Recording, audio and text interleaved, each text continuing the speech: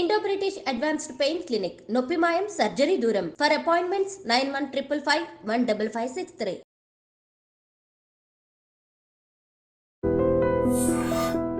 అందరికీ నమస్కారం.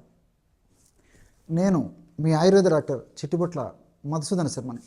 మనం ఈ వీడియోలో కీళ్ళ నొప్పులకి చక్కటి వైద్యం అనేటువంటి అంశాన్ని గురించి తెలుసుకోబోతున్నాం.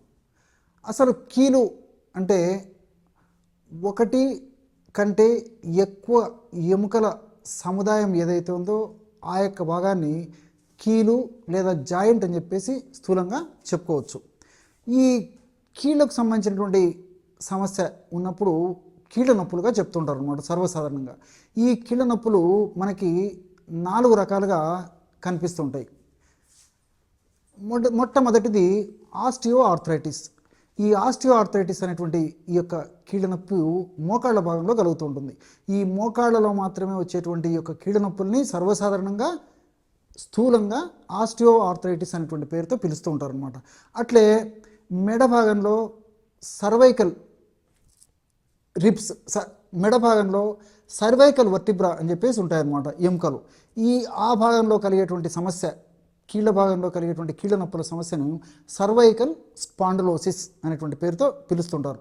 అదేవిధంగా ఈ వెనుక వీపు భాగంలో ఉన్నటువంటి ఆ లంబార్ అనేటువంటి ఈ స్పైన్ వెన్నెముక ఏదైతే ఆ వెన్నెముకలు ఉన్నాయో ఆ యొక్క భాగంలో వచ్చేటువంటి సమస్యని లంబార్ స్పాండిలోసిస్ అనేటువంటి పేరుతో పిలుస్తుంటారు అనమాట. అట్లే కొంతమందిలో సమస్తమైనటువంటి కీళ్ళు అంటే తల నుంచి కాళ్ళ భాగం వరకు ఎక్కడ జాయింట్స్ ఉన్నా ఆ జాయింట్ భాగంలో అంటే చిన్న జాయింట్స్ కానివ్వండి, పెద్ద జాయింట్స్ కానివ్వండి, ఏ జాయింట్స్ ఉన్నా అన్ని జాయింట్స్లో వచ్చేటువంటి మరొక సమస్య రుమటాయిడ్ ఆర్థరైటిస్ అనేటువంటి పేరుతో పిలుస్తూ ఉంటారు అనమాట. ఈ విధంగా సర్వసాధారణంగా 4 రకాలుగా మనకి ఈ యొక్క కీళ్ళ నొప్పులు వేధిస్తూ, పీడిస్తూ, బాధిస్తూ, ఇబ్బంది పెట్టేటువంటి పరిస్థితి ఏర్పడుతూ ఉంటుందన్నమాట. కాబట్టి ఆస్టియో ఆర్థరైటిస్ అంటే మోకాళ్ళకు వచ్చేటువంటి సమస్య, సర్వైకల్ స్పాండిలోసిస్ అంటే మెడ వెనుక వెన్నెముక భాగంలో వచ్చేటువంటి సమస్య, అట్లే లంబార్ స్పాండిలోసిస్ అంటే వీపు భాగంలో వచ్చేటువంటి సమస్య, అట్లే రుమటాయిడ్ ఆర్థరైటిస్ అంటే మొత్తం కీళ్ళలో వచ్చేటువంటి సమస్య. ఈ 4 రకాల సమస్యలు వివిధ రకాలుగా ఇబ్బంది పెడుతూ, వేధిస్తూ, పీడిస్తూ ఉంటాయన్నమాట. అంటే ఏ భాగంలో కీళ్ళు ఇన్వాల్వ్ అయితే ఆ భాగంలో నొప్పి, పోటు, మంట, సలుపు, బాధ, అసౌకర్యము ఇలాంటివన్నీ కూడా కలుగుతుంటాయి అన్నమాట. ఉదాహరణకి ఈ మెడ భాగంలో నేను చెప్పాను కదా, ఈ సర్వైకల్ వర్టిబ్రాలో సమస్య ఉన్నప్పుడు దానివల్ల కలిగేటువంటి ఆ భాగంలో కీళ్ళ నొప్పుల సమస్య కలిగినప్పుడు మరి మెడను అటు ఇటు తిప్పడం కష్టంగా ఉంటుంది. అదేవిధంగా తలను వంచడము, ఈ విధంగా నిలుపు చేయడం కష్టంగా ఉంటుంది. సైడ్స్కు చూడడం కష్టంగా ఉంటుంది.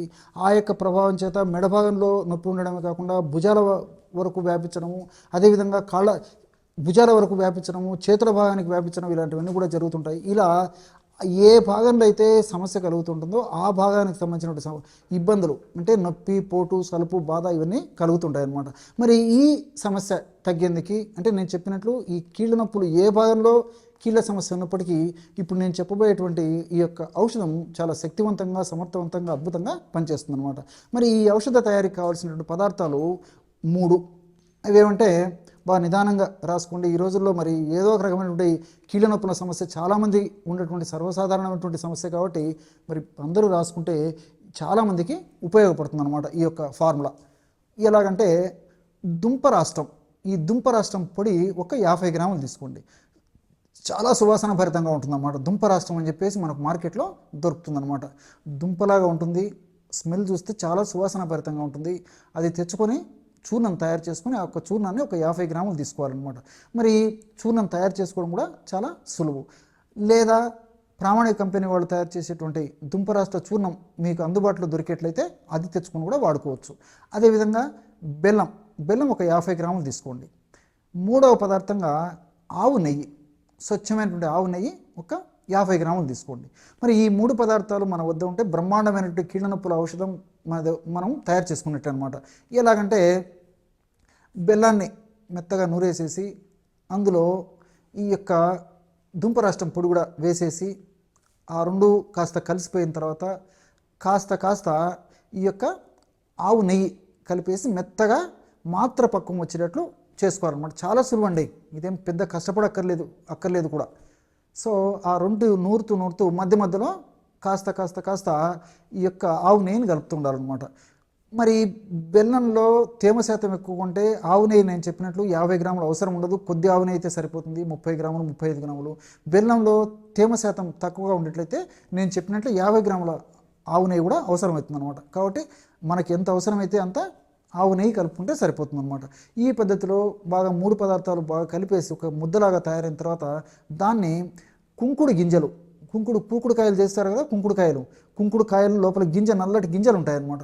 ఆ సైజులో సన్న గోళీలాగా తయారు చేసుకొని 1 లేదా 2 రోజులు అలాగే మనం ప్లేట్లో ఉంచేసేసి నీడలో ఉంచి ప్లేట్లో ఉంచి తర్వాత ఒక గాజు సీసాలో నిల్వ ఉంచుకొని రోజు ఉదయం ఒకసారి రాత్రి ఒకసారి ఆహారానికి ఒక అరగంట ముందు పూటకి 2 గోళీలు, ఉదయం ఒక 2 గోళీలు రాత్రి ఒక 2 గోళీలు మింగేసి కాస్త గోరువెచ్చని పాలు సేవిస్తుండాలన్నమాట. ఇంతే.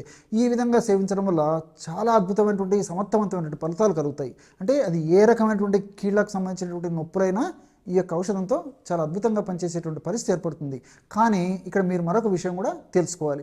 ఇప్పుడు బెల్లము ఇలాంటి పదార్థాలు మనం ఇందులో వాడాం కాబట్టి ముఖ్యంగా ఈ షుగర్ ఉన్నటువంటి వాళ్ళు, వెయిట్ ఉన్నటువంటి వాళ్ళు మరి ఈ యొక్క ఔషధాన్ని కాకుండా మిగతా ఔషధాలు వాడుకుంటే సరిపోతుంది. గత కొన్ని వీడియోల్లో కూడా మరి అందరూ వాడుకోదగ్గ ఇతర అనేక రకాలైనటువంటి మీరు తయారు చేసుకోదగ్గ అద్భుతమైనటువంటి ఔషధ యోగాలను కూడా తెలియజేయడం జరిగింది. కాబట్టి ముఖ్యంగా అలాంటి వాళ్ళు అంటే ఈ షుగరు, అదేవిధంగా ఈ వెయిటు, అదే రక్తనాళాల సమస్యలు ఇలాంటి వాళ్ళు ఉన్నటువంటి వాళ్ళు మాత్రం ఈ యొక్క ఔషధం కాకుండా మిగతా ఔషధాన్ని వాడుకుంటే మిగతా వాళ్ళందరూ కూడా ఈ యొక్క ఔషధాన్ని క్షేమదాయకంగా వాడుకోవచ్చు.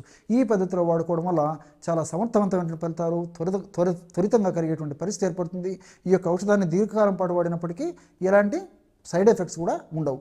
దీనికి తోడు మరి అవసరాన్ని బట్టి పైపూత మందుగా కావాలంటే ఆయుర్వేద ఔషధ విక్రయశాలలో దొరికేటువంటి ఔషధాన్ని వాడుకోవచ్చు. ఆ ఔషధం పేరేంటంటే 2 ఔషధాలు కలిపి తయారు చేసుకునేటువంటి ఔషధం. అంటే మీరు తెచ్చుకునేటప్పుడు 2 ఔషధాలు తెచ్చుకోవాలి, ఔషధం మాత్రం ఒకటిగా తయారు చేసుకోవాలి. ఎలాగంటే మొట్టమొదటి ఔషధము విషముష్టి తైలం. బాగా నిదానంగా రాసుకోండి. విషముష్టి తైలం ఇది మనకు మార్కెట్లో దొరుకుతుందన్నమాట. అలాగే రెండవది కర్పూరాది తైలం, ఇది కూడా మనకు మార్కెట్లో దొరుకుతుంది. ఈ రెంటిని సమానంగా తెచ్చుకొని ఒక గిన్నెలో 2 పోసేసి బాగా కలిపేసేసి తర్వాత మళ్ళీ సీసాలో అలాగే ఎత్తి పెట్టుకొని రోజు ఒక్కసారి మీకు ఏ కీళ్ళ భాగంలో ఈ యొక్క సమస్య ఉందో ఆ భాగంలో సున్నితంగా మర్దం చేస్తుండాలన్నమాట అవసరాన్ని బట్టి. సో ఈ విధంగా చేయడం వల్ల తాత్కాలికంగా వెంటనే మీకు ఉపశమనం కలుగుతుంది. కడుపులోకి వాడేటువంటి ఔషధం వాడుకోవడం వల్ల మరి అది కూడా త్వరగా సమర్థవంతంగా శీఘ్రంగా పనిచేస్తూ కూడా మరి మరలా యొక్క సమస్య పునరావృతం కాకుండా కూడా ఇందులో ఉన్నటువంటి ఔషధ గుణాలు, ఔషధ తత్వాలు, రసాయన గుణాలు సదా మన దేహంలో ఉంటూ సదా కాపాడుతూ సదా మనల్ని రక్షిస్తూ ఉంటాయి. చూశారు కదా ఎటువంటి సులువైనటువంటి ఔషధ యోగాన్ని కీళ్ళ నొప్పుల సమస్య తగ్గేందుకు మీరు ఈ వీడియోలో తెలుసుకున్నారో. మరొక వీడియోలో మరొక అంశంతో మళ్ళీ కలుద్దాం. అంతవరకు నమస్కారం. మీ చిట్టిబొట్ల.